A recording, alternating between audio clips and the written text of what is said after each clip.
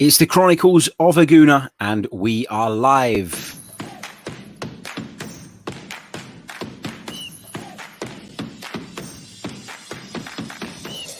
You're listening to the Chronicles of Aguna, the Arsenal podcast.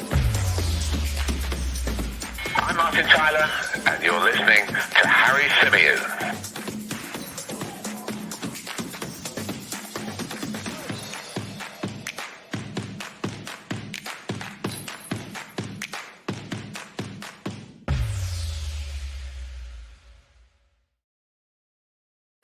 Hello and welcome back to the Chronicles of Aguna, the Arsenal podcast. Only you're listening to our Euro 2020 daily show. We're going to be bringing you daily shows throughout the duration of the competition, where we're going to be discussing the latest games, looking ahead to some of the games, the biggest talking points, the biggest stories, etc., from the ongoing European Championships. And we've got plenty to discuss today.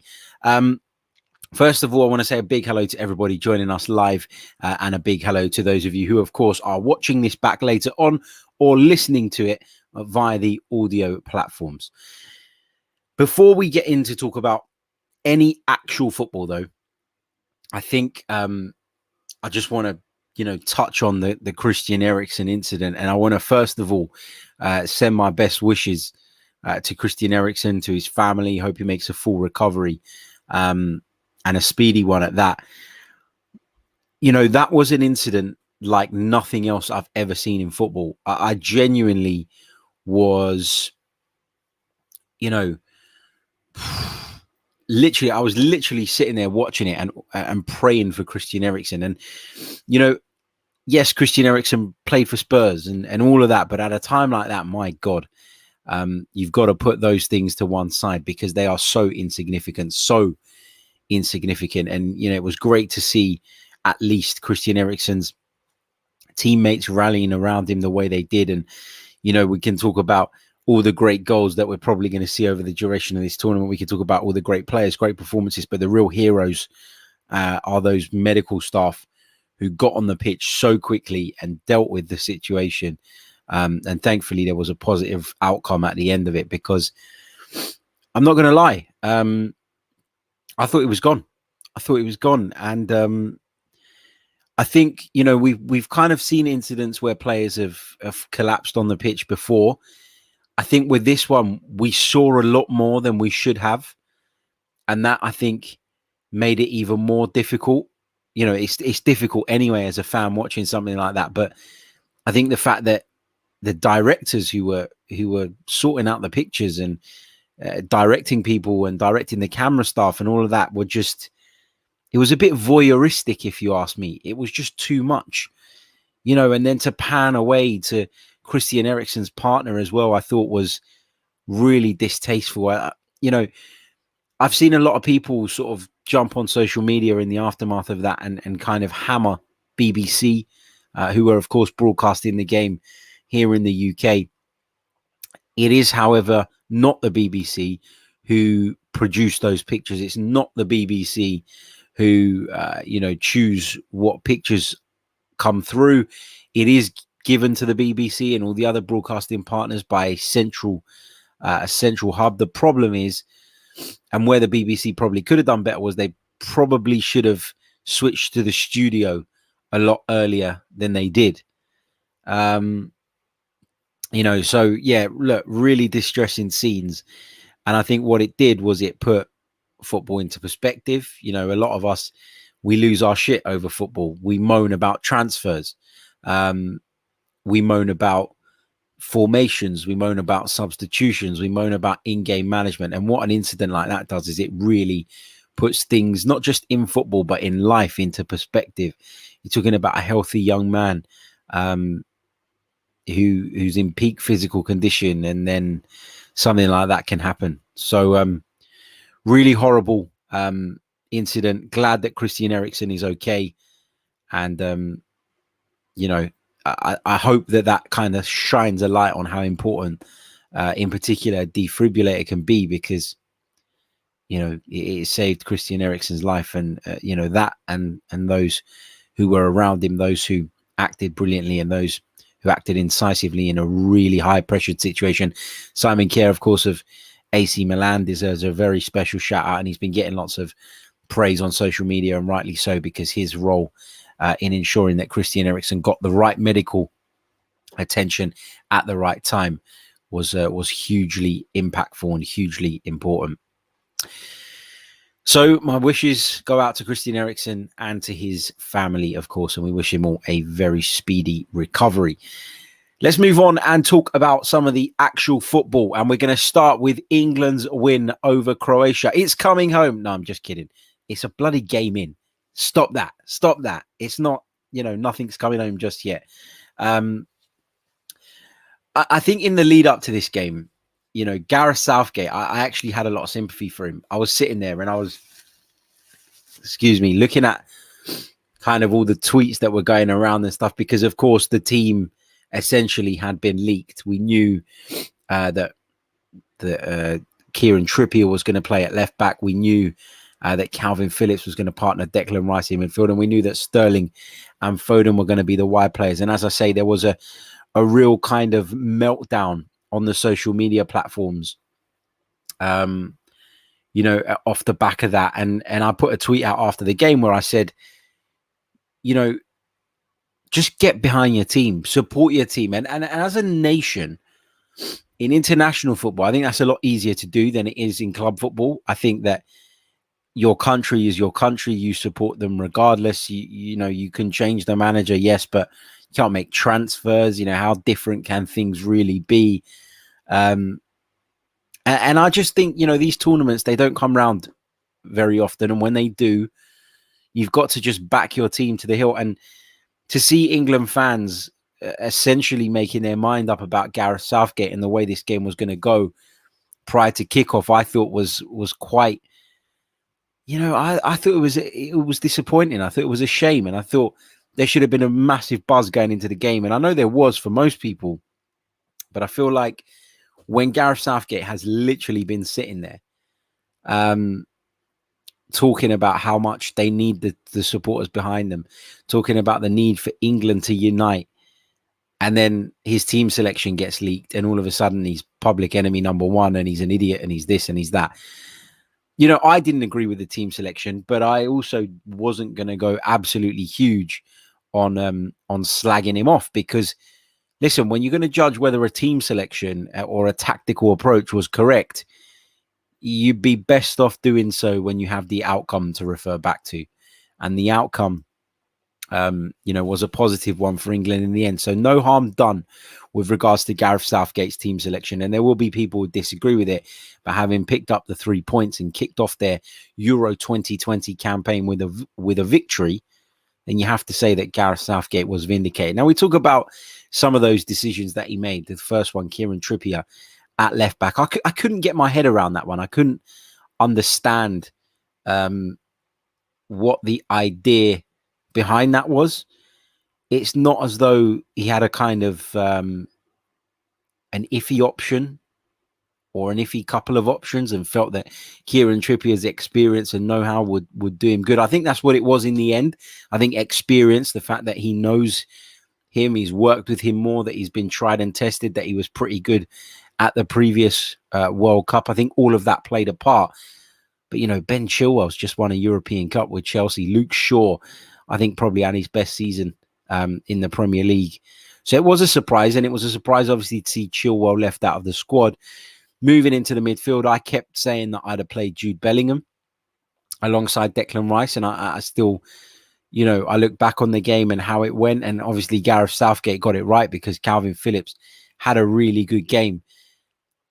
But what it is with Calvin Phillips for me is, he just does that dirty work. He just was there on hand time and time again to break up Croatian passages of play, to put out fires, if you like, to stop Luka Modric getting comfortable on the ball, to stop Brozovic, to stop Kovacic traveling with it. That's what Calvin Phillips was in the team to do. And he had a really, really good game today. And, there's a clip that Joe from All Leeds TV has put up where I said a few months ago, or a few weeks ago, it might have been, probably more like weeks, that I don't think Calvin Phillips will go on to be a top player. And I still have doubts about Calvin Phillips, right? Let's not make out that we're talking about, prime Zinedine Zidane / Claude Makelele when we're talking about Calvin Phillips. He had a good game today. He really, really did. But I think against better opposition, I think you need to have more about your game than just that ability to break up play. And yes, he picked out the pass for Raheem Sterling, and Raheem Sterling finished the goal. Another player that people didn't want to see in the side. But, I think what Calvin Phillips had over that Croatian midfield today, I guess is the point I'm trying to get to, was physicality. He was physically better. He was quicker. He was stronger. And that obviously stood him in really, really good stead to really get in and amongst that midfield trio and prevent them from playing their game. So congratulations to Calvin Phillips, because even though I've been a critic of the past, there's no getting away from the fact that I thought he had a really good game today. And I think this was a game perfectly suited for him. I'm not sure that all the games will be perfectly suited for him, but this one absolutely was. And credit to Gareth Southgate for picking him, of course. Moving into those forward areas, or those areas in and around Harry Kane, there was a lot of debate, wasn't there, around who was going to play there. Was it going to be Grealish? Was it going to be Foden and Grealish? Would Sancho get the nod? Would Rashford play? And I think a lot of people had kind of written off Raheem Sterling, given that he's not been in great form for Manchester City of late. But, we talked before about his relationship with Harry Kane. We talked before about Gareth Southgate wanting to go with the tried and tested. And I think that's exactly what he did with Raheem Sterling. And even though, he had a good game, Raheem Sterling, it wasn't the best game I've seen him play, but he had a good game. And the fact that he obviously scored what was the decisive goal, again, vindicates Gareth Southgate's selection. So it just goes to show you can sit there and pull apart a manager before a game starts, but you can't really judge whether it was right or wrong, until you've got the outcome to refer back to. And was England's win in spite of Gareth Southgate making some questionable decisions, or was it because of Gareth Southgate's decisions? That's where you've got to try and work out what's what and try and understand where England are at. But yeah, I thought it was a good performance from England. I thought they started the game like a house on fire. I thought they allowed Croatia to have the ball a little bit too much towards the back end of the second half of the first half. But I thought going in at half time that while England had actually, hit the post through Phil Foden and forced another save out of the goalkeeper with Calvin Phillips's shot, other than that, England hadn't done very much. And so when it came to half time and the pundits and the TV guys and Gary Lineker was saying that was brilliant, I was kind of like, well, was it really? Because, you didn't really work anybody. You had a couple of moments, but then allowed Croatia into the game. And then, England again probably started the second half as the better side again and up the tempo again. And once they got the goal, I think that they, naturally dropped off a little bit, and Gareth Southgate made a few changes to try and maybe expose the spaces that Croatia were going to leave in behind. Congratulations to England on winning without even bringing Harry Kane on. I mean, that's some achievement. I mean, where the hell was he today? He was obvious. He was awful. He was awful. Yeah, Harry Kane was an absolute passenger. I have had, by the way, if you're wondering why I keep sniffling, hay fever has been at fever pitch today. It's the worst day I've had it. I've even tried the nasal sprays and all sorts, and nothing seems to be working at the moment. So I do apologize if I've got the sniffles over the next few days during the podcasts. But yeah, great win for England. Always good to get off to a winning start. Incidentally, the first time they've ever won their opener at European Championships. Gareth Southgate, the man to do it. Still work to be done in Group D for England, of course. But you have to say, they did a really good job of nullifying a Croatian side that has a lot of talent in it. Isn't quite as formidable or as competitive as the side that went to the World Cup final back in 2018, but it's a good Croatia side nonetheless. So congratulations to England. Congratulations to Gareth Southgate. Got his team selection right in the end. It proved that was the case. And England move on now, and they've got a big game to come, of course, on Thursday, I think it is, against Scotland. Obviously, you feel like another win for England would take them through and potentially even win them the group, depending on what happens in the other games as well, of course. Let's go over to the live chat box. Lots of you giving Calvin Phillips praise. Omar says Calvin Phillips was the man of the match, in my opinion. He was sensational. Josh says, did a great job. I'll say he improved from the qualifiers. Yep. Agree. Lewis says Calvin Phillips, man of the match easily. Don't know how Sterling got it. T-Talk says Phillips was decent and one of the best players for England, but I definitely think his performance is getting overblown. I do a little bit as well, T. I got to be honest. I think he was very functional today. And I think obviously because he played the pass that freed up Raheem Sterling, then it got blown from a good performance to the greatest performance ever seen ever in the world of football. And that's the kind of thing that drives me mad. And it's kind of like, you know, where I've kind of sort of talked about Calvin Phillips in the past as I said, yeah, he's a decent midfielder, but I think he's still got a long way to go before he's a top midfielder.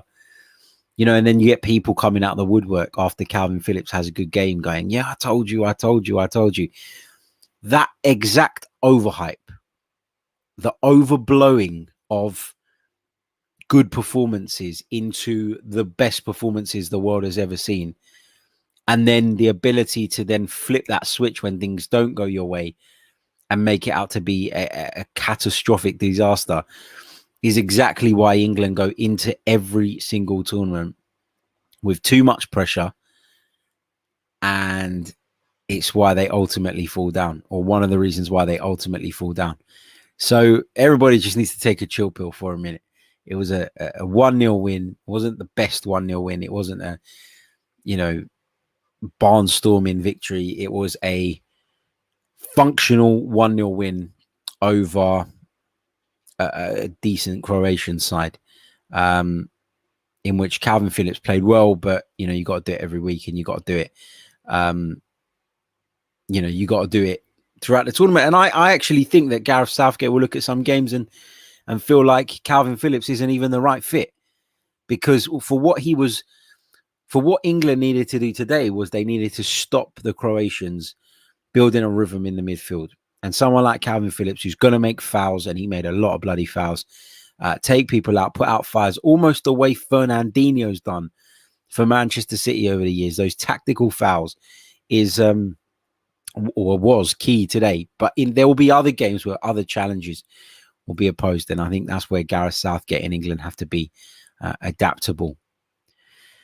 Let's move on to quickly gloss over the Austria North Macedonia game. I got to admit, I only saw the highlights of this one. I didn't watch the full game, but great goal from Liner for Austria to obviously put them in front. And then North Macedonia pulled one back, an equalizer from Goran Pandev. Now, that is a guy who has waited absolutely yonks to get his country into a tournament like this shortly after their independence, of course. And for Goran Pandev to score that goal, he must have been incredibly proud. So fair play to North Macedonia. It does feel like they're going to be the basement boys of Group C. And, you know, it's just an incredible achievement that they've even made it to the tournament. So fair play. But Austria looked pretty good, I thought, in certain moments. And Marko Arnautovic, a very familiar face to us Premier League fans, he popped up, of course, and sealed the deal just a minute from time. So Austria 3, North Macedonia 1. The final game of the day was the game between the Netherlands and the Ukraine. Now, this was hands down the best game of the tournament. The best game of the tournament. It was incredible. From the first minute, you could just see that the tempo was at a much higher level than any of the other games had been at. You know, I'm not a big fan, actually, of the format of this summer's Euros. I'm not a fan of so many big nations, essentially, of big footballing nations, getting home advantage. I don't think it's fair on the other teams. For example, the Netherlands are going to play a couple of games in Amsterdam.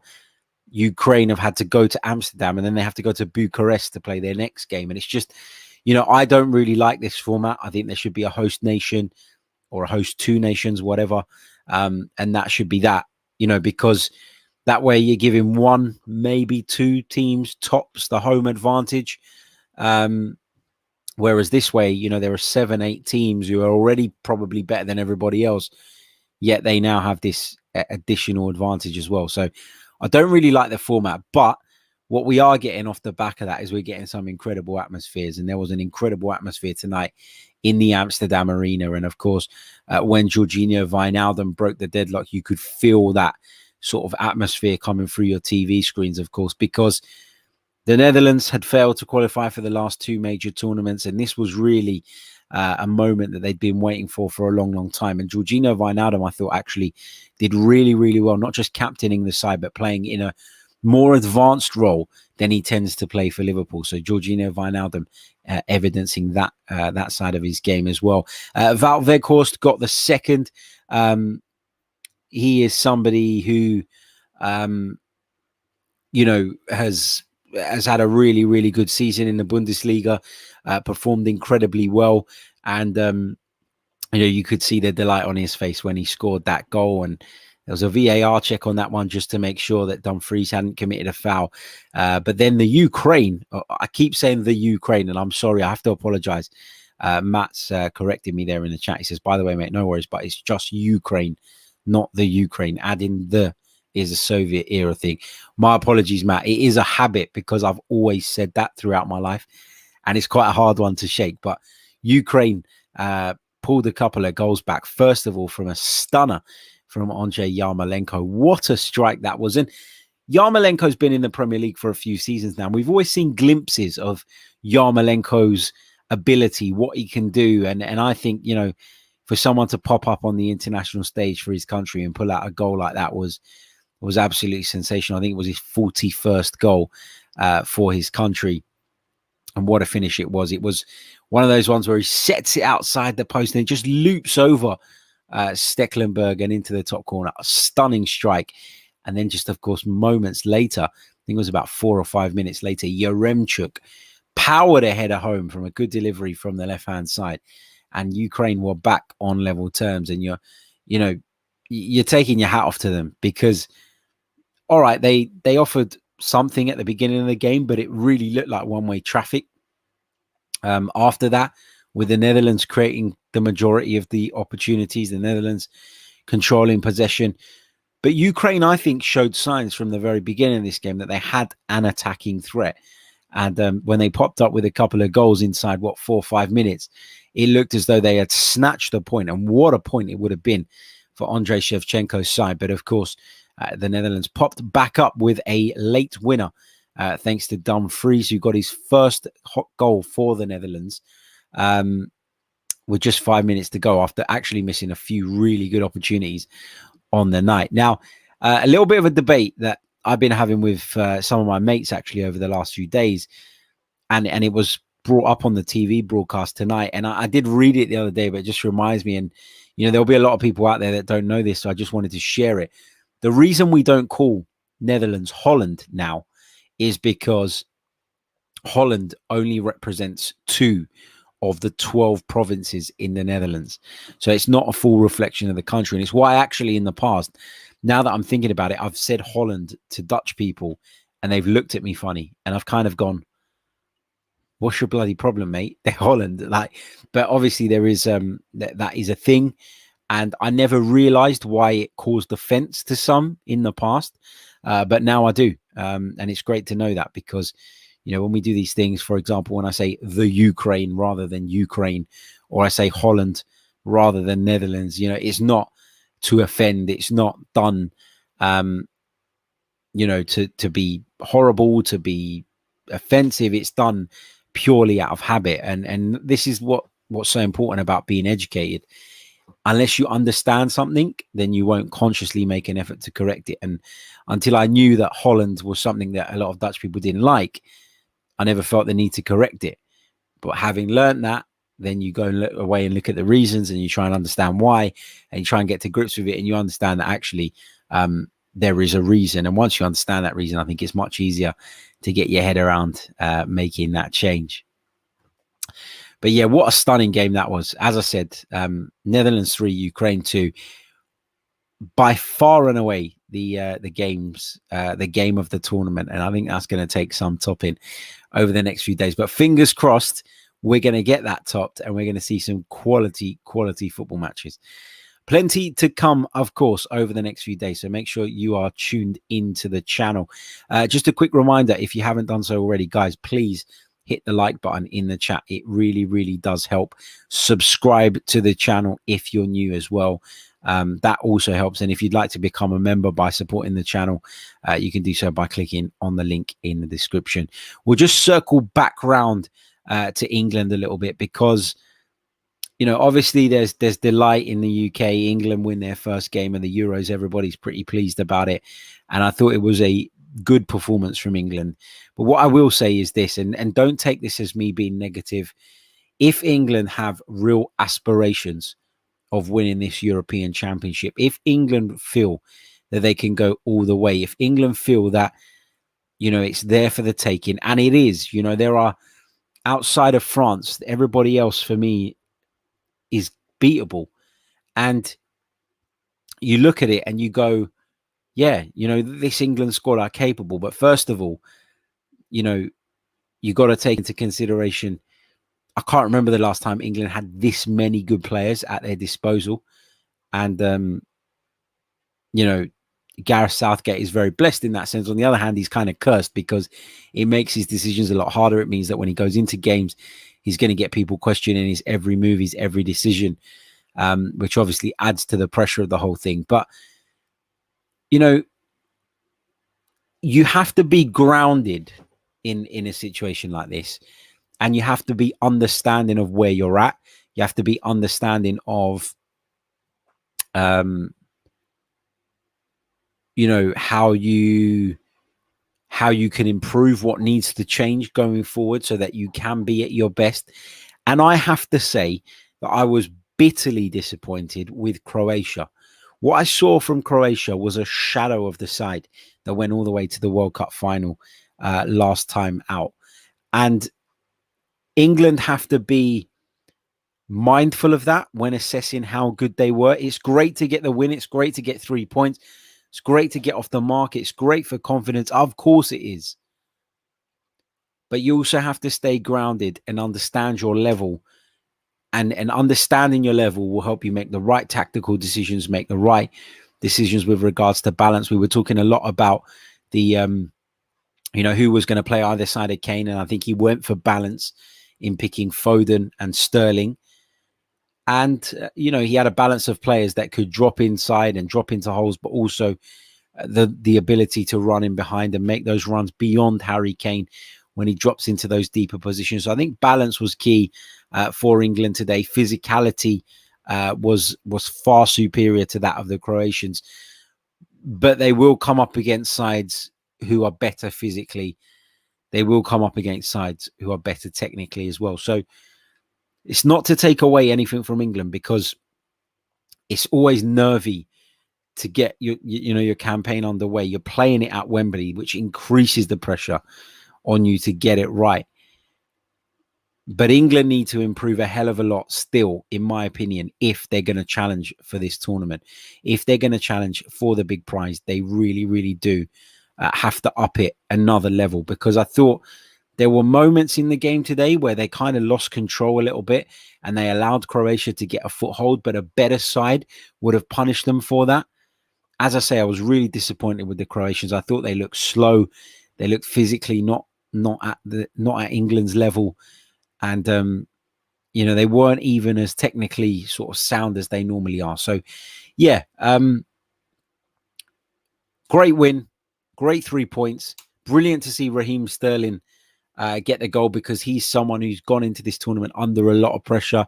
You know, so many calls for him to be left out of the side. So many calls for Calvin Phillips to be left out of the side, including from me. Kieran Trippier shouldn't have been in the side, in the opinion of so many. You know, people wanted to see Reece James play at right back. Jadon Sancho and Ben Chilwell were not even in the squad. So I can understand why fans were surprised at some of the decisions going into the game. But as I always say, and what I try and do with Arsenal as well is, and you'll probably notice this on Twitter for those of you that follow me, when everybody else is literally losing their shit over Mikel Arteta's team selection, I'm always like, well, let's see how it pans out first. Because these guys, when they make these decisions, it's for a reason, right? It isn't just, what do the fans want? I'll do the fucking opposite. No, that's not what it is. There's obviously a reason for these decisions. Gareth Southgate had his reasons. We don't know exactly what those reasons are, but it proved to be the right call because England won the football match. And when you win football matches, nobody can say shit, to be honest. So there we go. But yeah, as I say, look, England, great to get off to a winning start. Big game against the Scots. They'll be hungry. They'll be passionate, etc., etc. We all know that. But, you know, you feel that England's superior quality should come through there. The difficulty is going to come for England in the knockout stages because I think we all believed that they would pretty comfortably walk through or stroll through this group. The knockout stages pose a different challenge. And England, in that sense, have got a couple more games to find their rhythm because I didn't think that they were at 100% today or anywhere near 100%. But I think a combination of them being more physical. And when I say physical, I don't mean going around and kicking lumps out of people. I mean quicker, sharper, stronger. I mean all of those things, all of the physical elements of the game. But they were superior to Croatia in that department. They took their chance when it came along. And that's great. But they got to improve. They have to improve. There's no getting away from that. Right, I am going to leave it there because it is late. Hope you're all good. Hope you've all enjoyed this lovely Sunday in the sunshine right here in the UK or wherever else you are joining us from in the world. I'm going to be back tomorrow with another edition of the Euro Daily podcast, which will be live at night and it'll be available the following morning to those of you listening on the audio platforms. But we're also going to squeeze a bit of Arsenal content in there during the day at some point as well. So make sure you turn the notifications on. Just click on the little bell icon below. Subscribe to the channel if you're new. Hit the like button if you haven't done so already. It really, really does help. I'll catch you all tomorrow with more content. Thanks for supporting Chronicles of a Gooner. Ciao.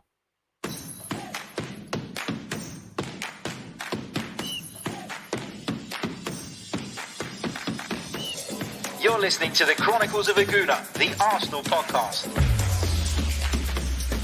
I'm Martin Tyler, and you're listening to Harry Symeou.